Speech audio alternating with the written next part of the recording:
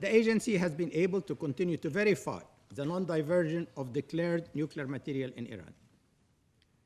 Regrettably, however, Iran has not implemented any of the measures called for by the Security Council and by the agency's Board of Governors.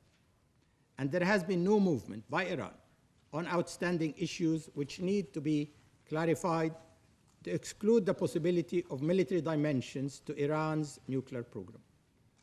As I mentioned repeatedly, without implementation by Iran of the additional protocol and the required safeguards measure, as well as the clarification of outstanding issues, the agency will not be able to provide assurances about the absence of undeclared nuclear activities in Iran.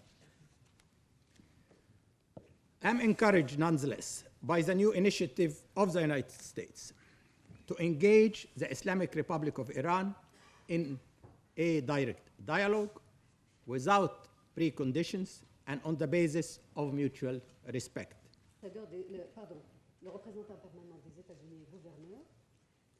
I hope that Iran will respond to the US initiative with an equal gesture of goodwill and trust building. This could include implementing again the agency's design information requirements and applying the provisions of the additional protocol. It is my hope that the dialogue will begin as soon as possible, perhaps with a freeze for freeze as a prelude.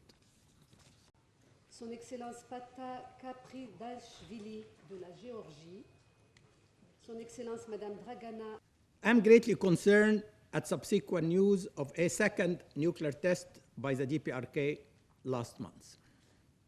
I deeply regret this, particularly at a time when the prospects for progress on nuclear disarmament are far better than they have been at any time in the recent past.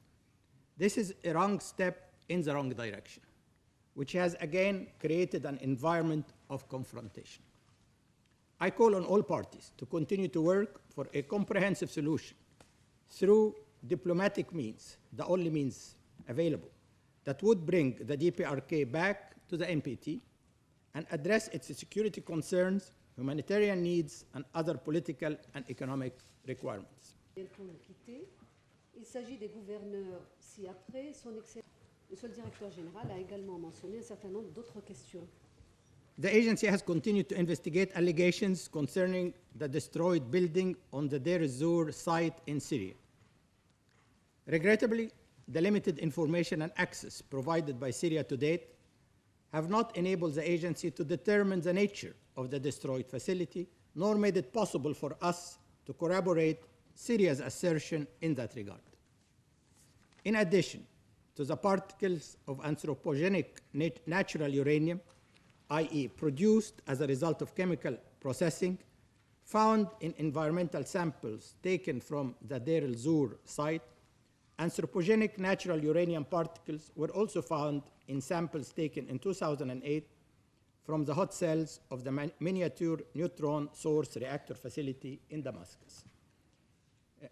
These obviously could have different reasons, but the agency needs to understand the presence and origin of uranium particles found at both sites, which are of a type not included in Syria's declared inventory of nuclear material.